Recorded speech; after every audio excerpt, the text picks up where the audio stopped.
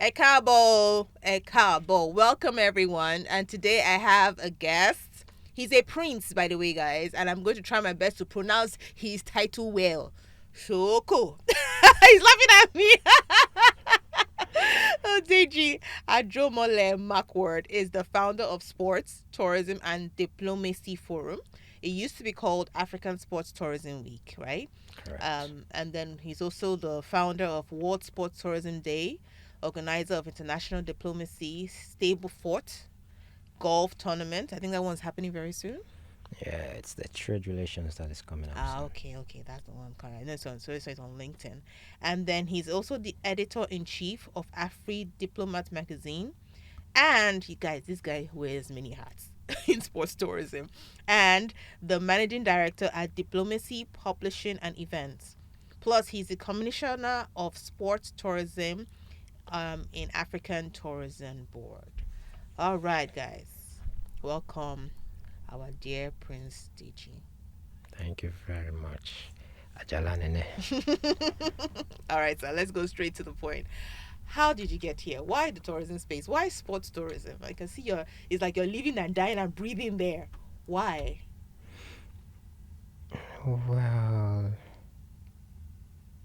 Where's the story? How did it start? okay, my journey in sports tourism started with golf. Okay, you play golf professionally or just No, for no, no, I'm an for the amateur. fun? An amateur. Yes. All right. So I think about 12 years ago, Mm-hmm. between 12 and 14 years ago, Mm-hmm. my friends went to greet a friend of theirs Okay. somewhere in Ogun State Mm-hmm. called Aligbajo, Okay. where the residential estate of Lafarge, Oh. Okay. is located. They went Can there. you show to our listeners what Lafarge is about? Okay, Lafarge Cement, and they are into manufacturing of cement. So they have a residential estate somewhere in Ogun State called Aligbajo, and not far from their plant, one of their plants in Ewekoro. So, well, even the estate is called Ewekoro by most people. So they went to this estate to greet a friend of theirs, and they returned telling beautiful tales of the estate, especially the golf course on the estate. And then it was quite a boring time for me, so I begged them to allow me tag along the next time they were going. And then I got there. I was blown away. It was my first encounter with golf. It was my first encounter with golf. And I was like, wow, I really wow. this massive space, all green, and oh Lord, Ewekuru was a beauty. The golf course was a beauty. And then I was like, wow, this is beautiful. So I went back to the estate. After visiting that time, we were tagging along. Yes. I went back to the estate with a photographer friend who took pictures of me on the golf course. And, I found a game. I found a game that was in tandem or in sync with my temperament, with my nature, and also with my gifts. My gift found expression over there in golf. I mean the gift of writing.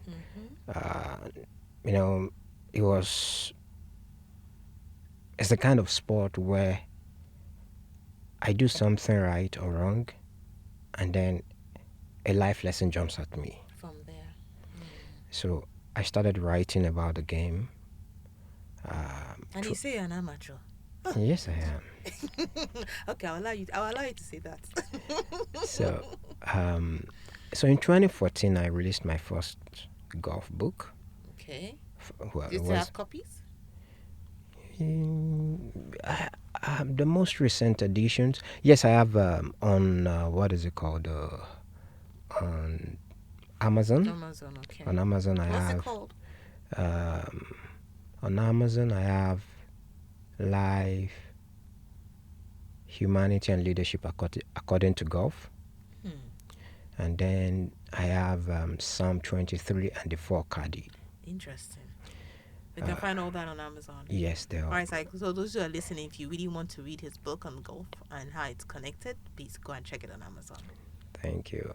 So I started writing about the game, and may God rest his beautiful soul. Amen. Procola Jacobson taught me golf. I was the residential pro back then at the estate.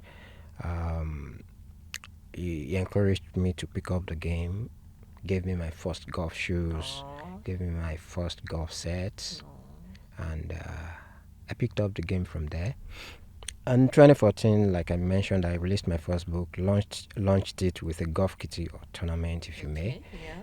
And how did that go? It was a great one. It was a first outing, and it was a good one.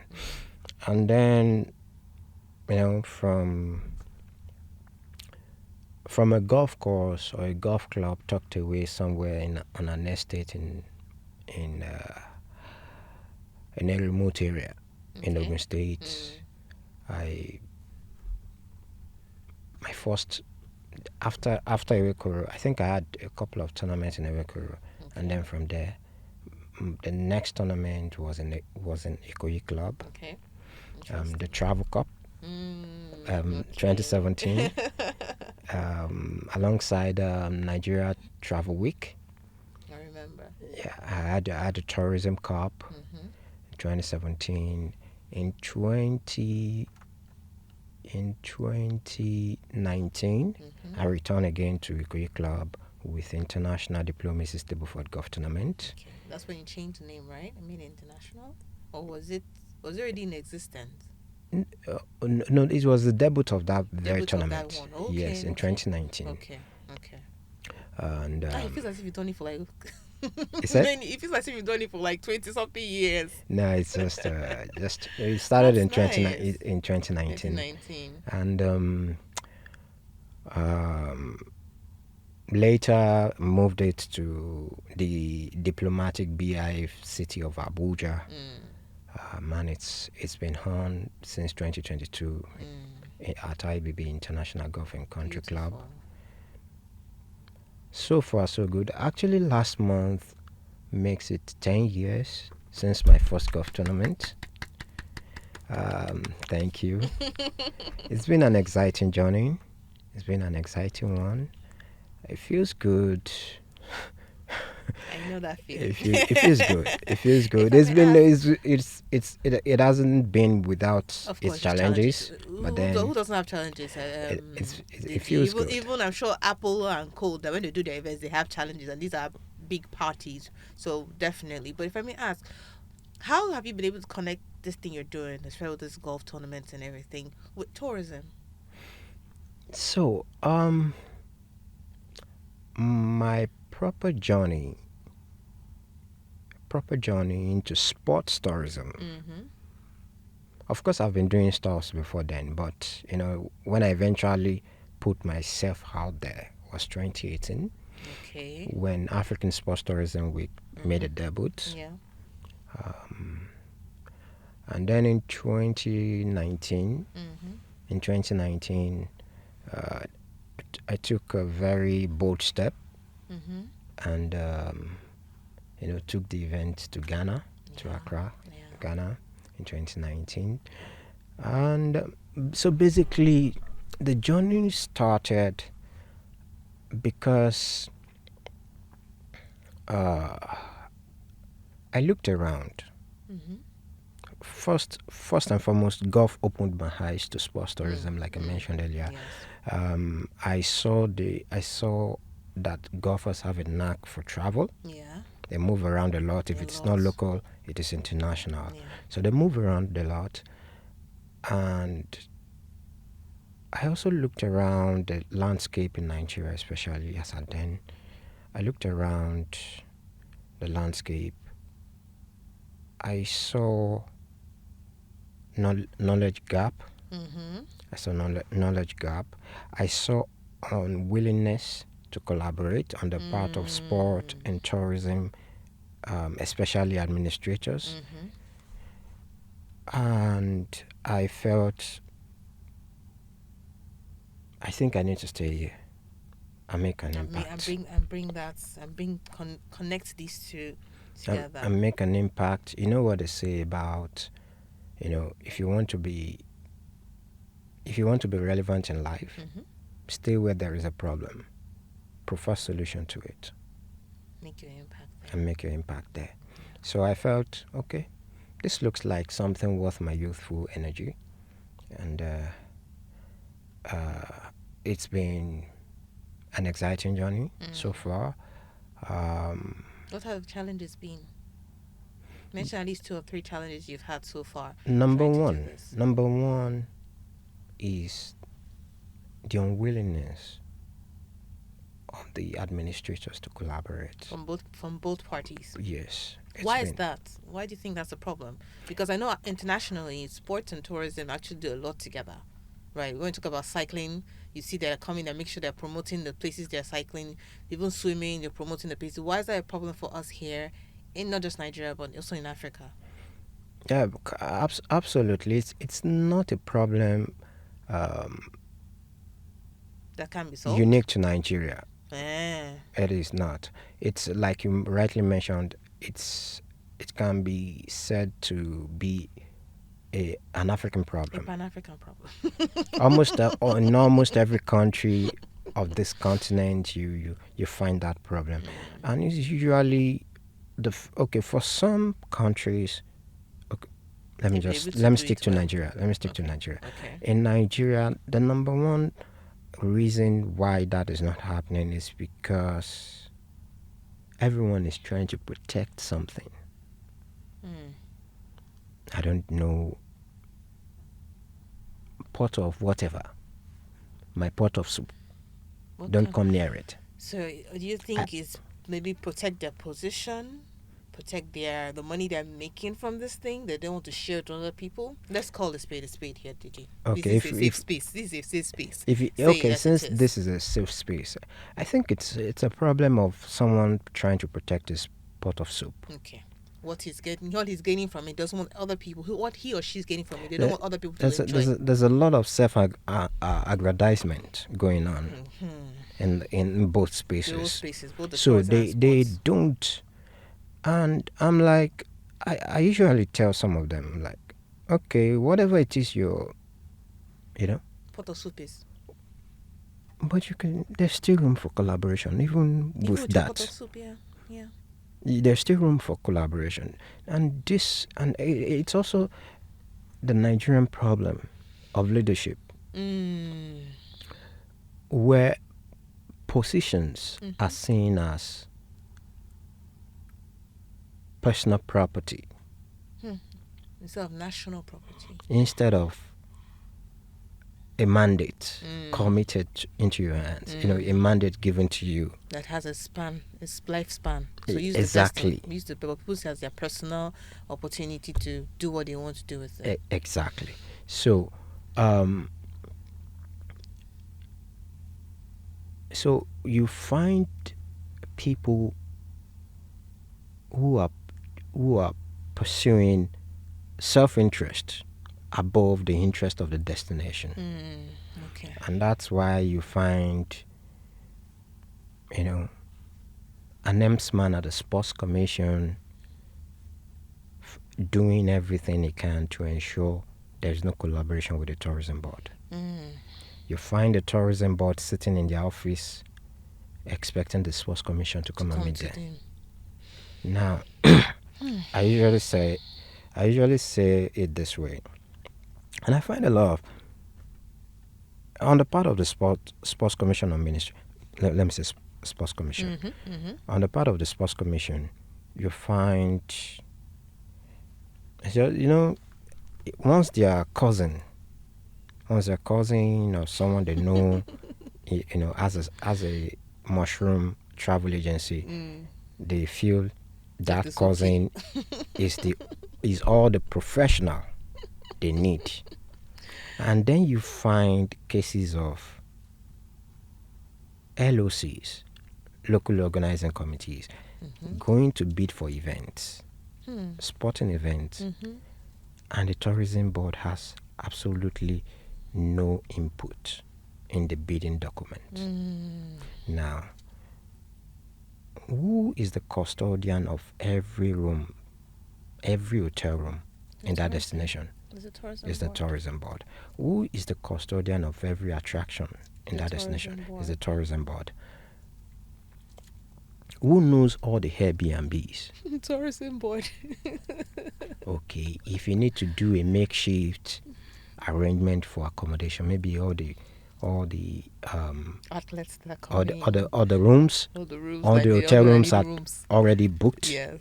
And you need to improvise. Who is the professional on that? The tourism board. Who is the professional when it comes to hospitality? The tourism board. So, and then you are inviting people to come and have an experience In that place. of your destination. And those that are responsible for the experience, for delivering the experience, are not part of it.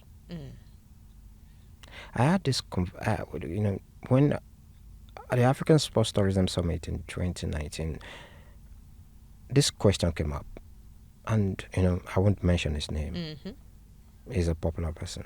He was one of the panelists. And he was like, no, there's no need for that. I couldn't take him on because I'm not even meant to be on that panel. But this is how they waste opportunities. Yeah. A sporting event is a once-in-a-lifetime experience. Sorry, a once-in-a-lifetime opportunity to get people to experience Your destination. your people, Yeah. your culture, your culinary gifts, your fashion.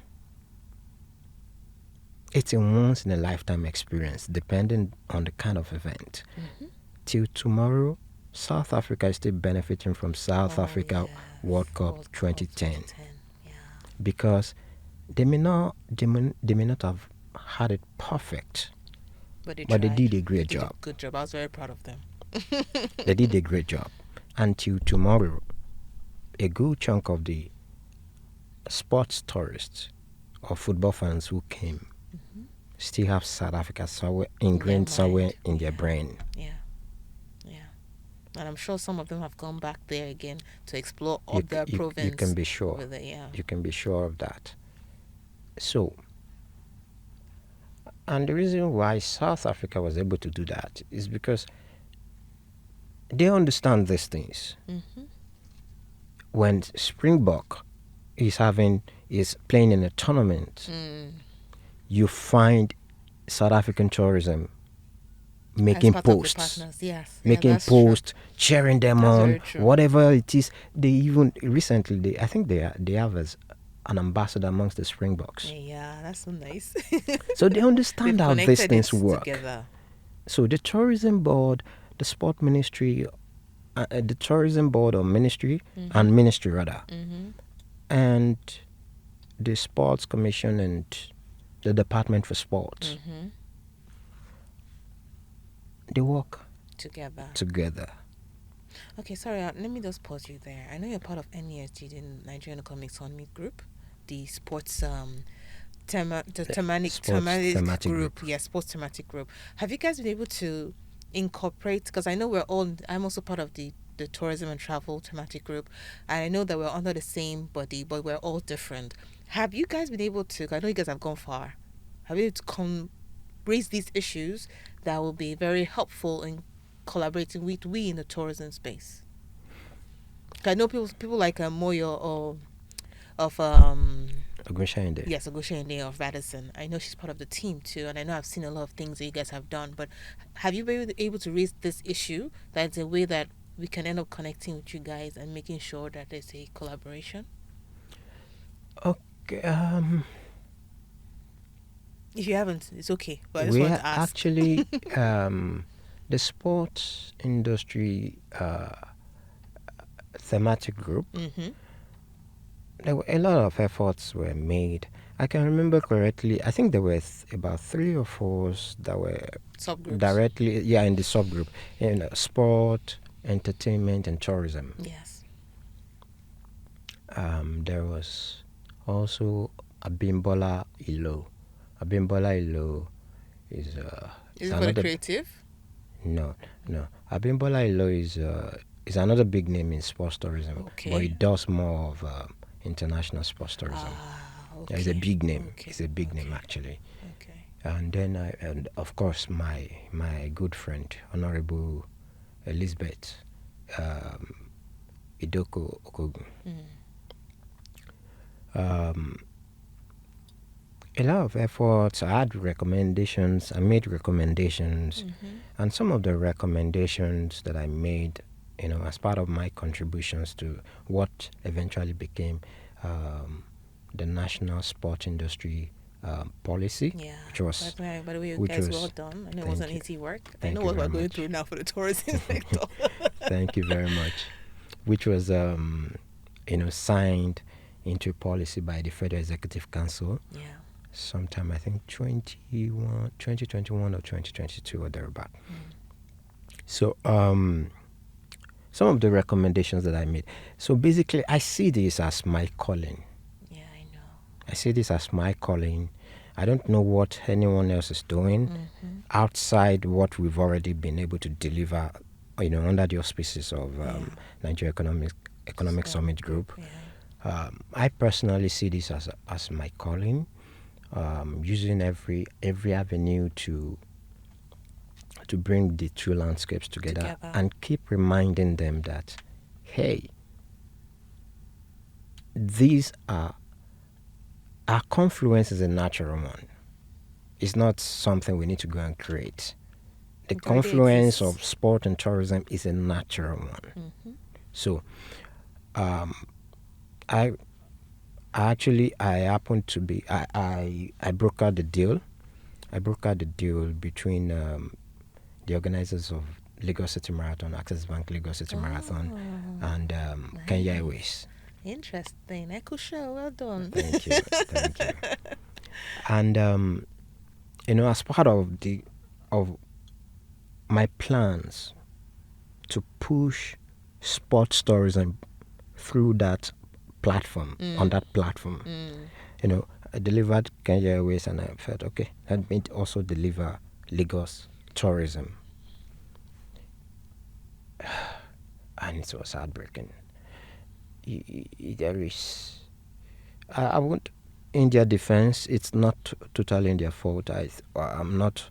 I also see some level of reluctance on the part of the sports commissioners at then. Okay.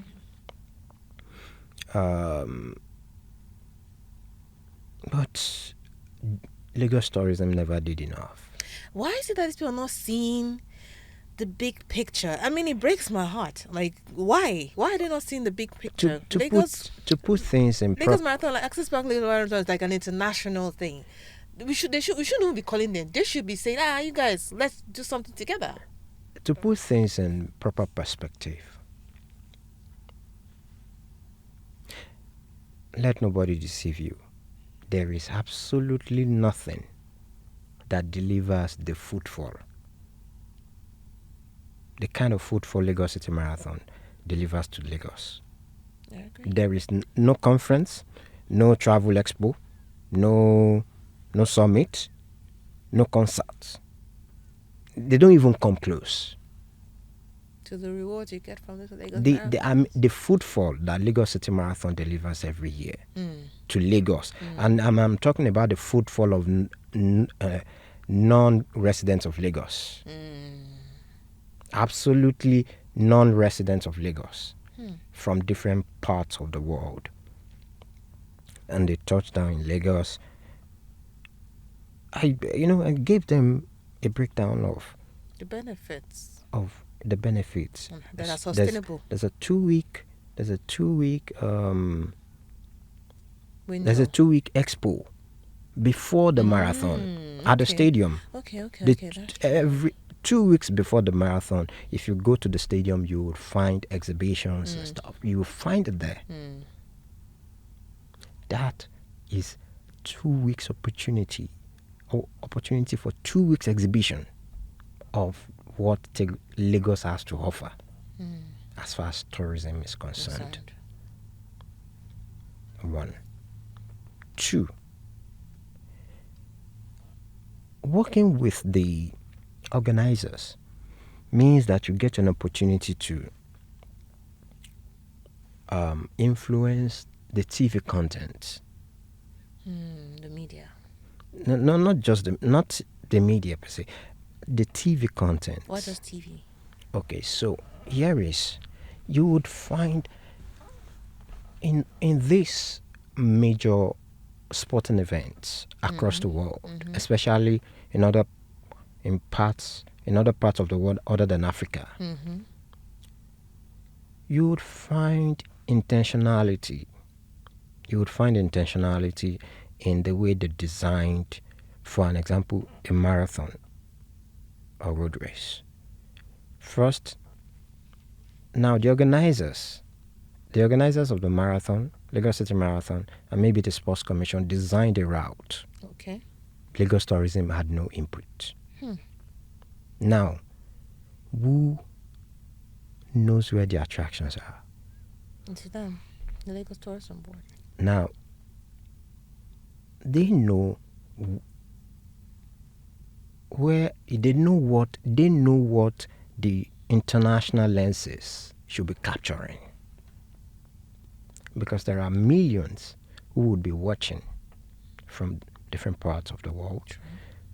They are not coming, but they can watch. It's an opportunity. It's an opportunity to sightsee a bit of Isaleko. There are most of our attractions. Every other person who comes to Lagos would see the Lekki Ikoyi Link Bridge. It's nothing, but somebody else will see it. There are tons of bridges across the world. Yeah. Yes, Third Milan Bridge is something. Probably the longest bridge in Africa. It is something. But there are other attractions. And they can always improvise. They can always, can we design maybe the 10 kilometer or even a 5 kilometer around Isaleko, so that the people who are running there will actually experience the lenses are picking those places of historic value from Lagos. So these are some of the benefits of working together. And you will get, and tour operators, you can, as the tourism board, you can broker tours for tour operators from there. There are plenty of them who are willing to do this. Now, but then someone has to take that leadership, and it has to be Lagos Tourism. I don't know. In fact, myself and someone had that chat this morning, someone also in government. And we were chatting about Lagos Tourism. And I told her rather that it looks like I'm giving up. Don't give up, did you? That's why I brought you here, so we can hear your story. Because I'm like, hey, Joe. there is nothing. And no, I'm not saying what you cannot verify. Verify, yes. Because I've worked with you, so I know. I'm not saying what you cannot verify. Yeah. Sports tourists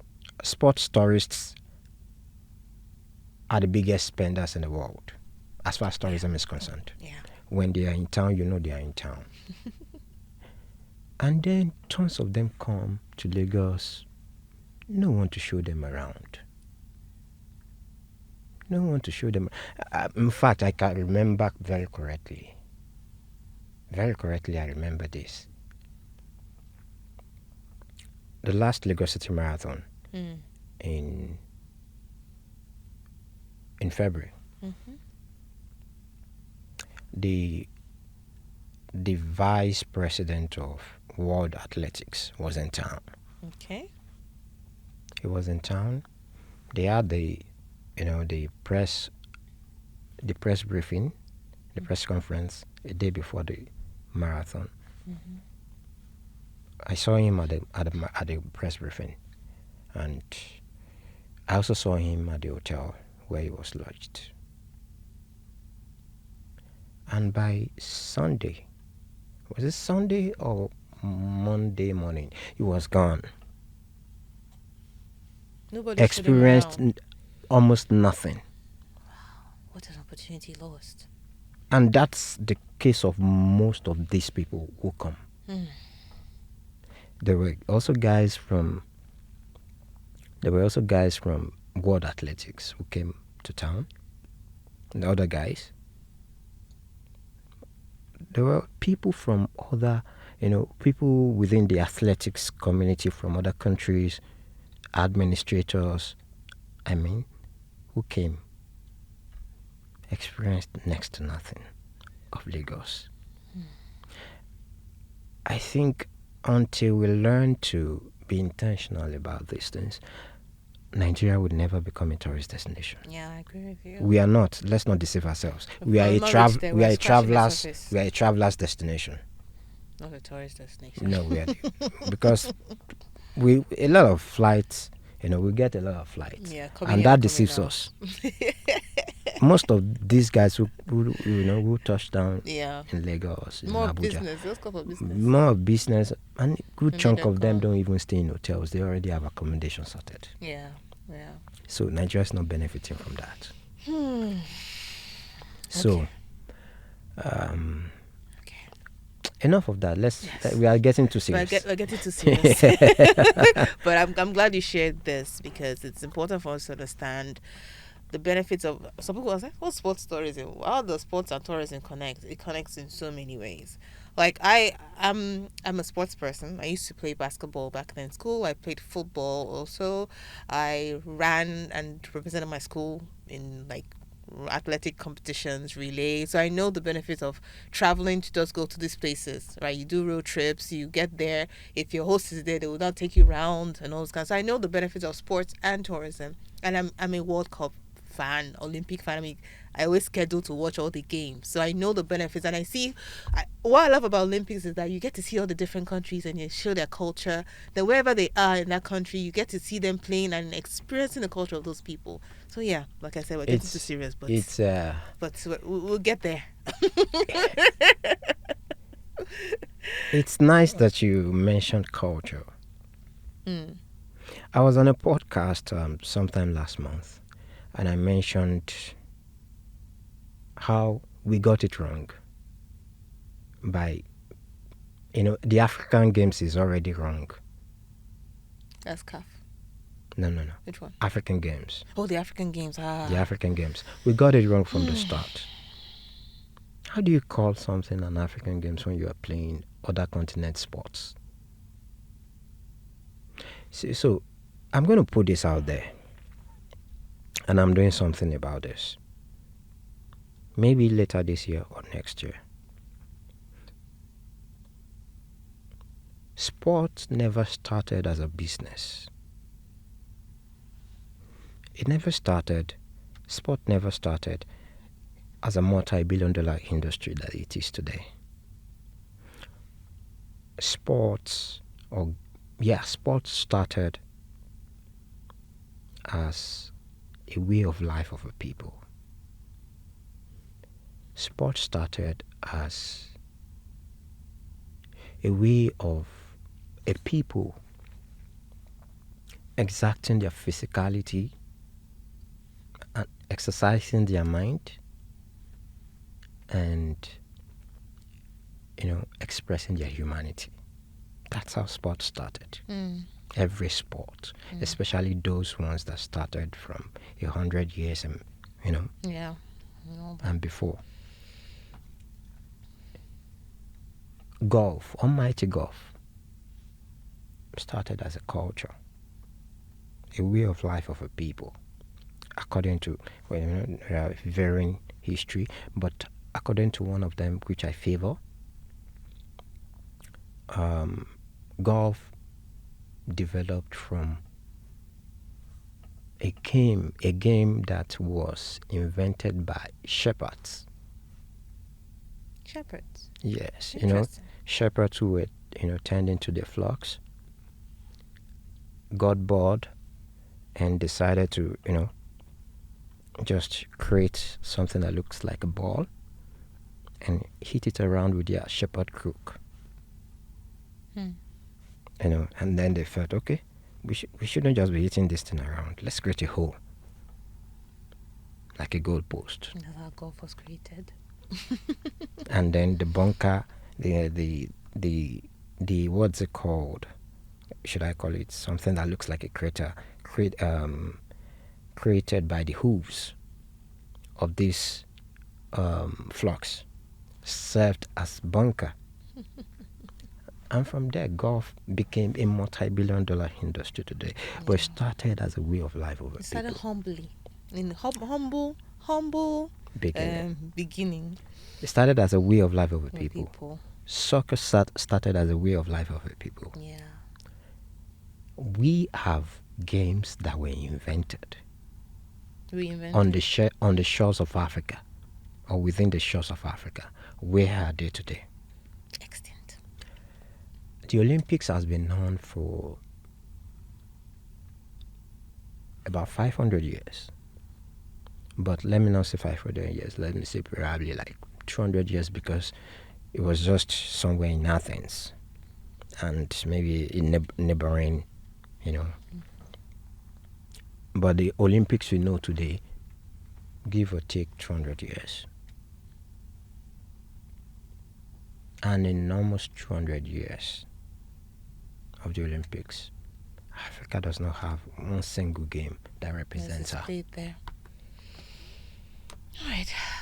So, a lot needs to be sorted out. A lot.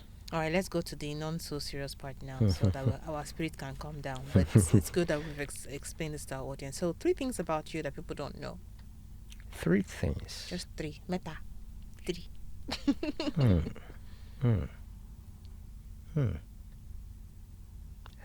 3 things. I always like this question because it makes you guys think. Oh, yeah, 1. What is it? You can't tell we don't know anything that we don't know now. At least share something. Well,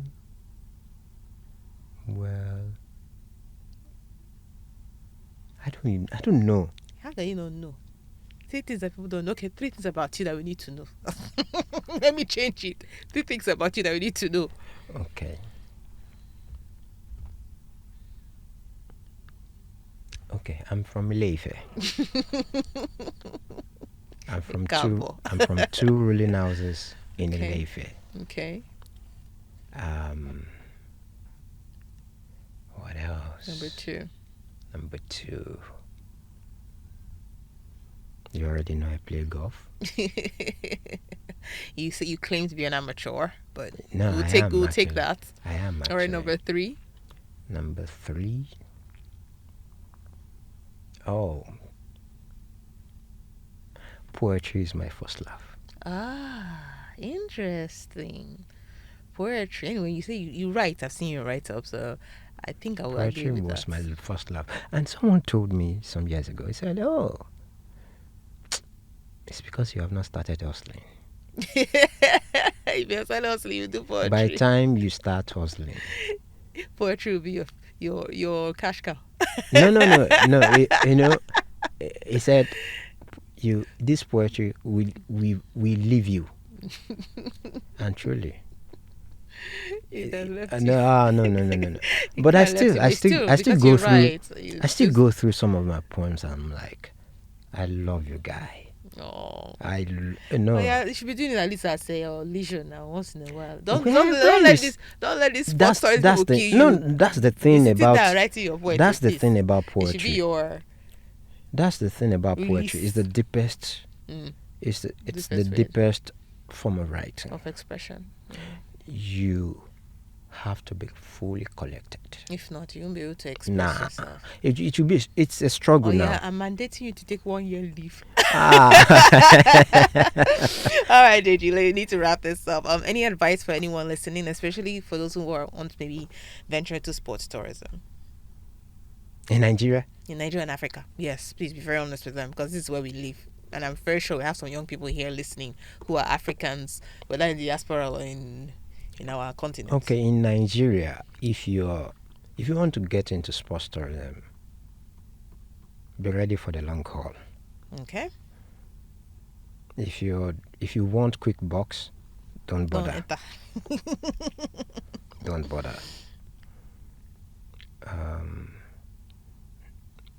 It's also important that you spend time understanding both landscapes. Okay. Both tourism and both sports and how they run. And understand their confluence. It's extremely important. This is for people who want to operate on the level that I operate. I'm not just an sports event person. I'm a proper sports tourism consultant. I understand how both landscapes work, and most of the things that I do, I relate with government. So if you want to operate on the level that I am, and of course you have to be a networker, you have to put yourself out there, and you have government relations skills. Yes, government relations skills. It's extremely important because you cannot, except if you just want to be a sport event person. But even at that, you still be needing government. Yes, no. You still be needing government. Yeah, no, I do not. A lot of events you can't even do that. If you don't get government approval. You see, as it stands, I still love Lagos tourism, even though their matata is small. But I cannot give them middle finger. Lie. I cannot ask them to go to hell because after all said and done, they are needed. And you need them, and you need them, and they need you. Yes. Both ways. Yes. So it's important one understands that. Skills. So important to have networking skills, be able to work with the government, be able to understand the two landscapes, sports and tourism, before you say, okay, I want to actually come their into confluence. This. And their confluence. That part is very, very important. Sòókò Deji. Sòókò Deji. Sòókò Deji. That's Prince Deji. Thank you so much for your time today. And I must highly commend you. And I've commended you plenty times, but it's a difficult terrain. Tourism alone is difficult. Sports alone is difficult. Imagine combining both of them; they're both difficult. So well done, and please do not give up. I beg you. I have a record dead here. Do not give up. Keep moving. We do my best. The universe is your stepping stone, not the sky. The universe is your stepping stone. So well done. Thank you very much. Keep it up. All right then. Thank you guys for listening, for watching. See you in the next edition.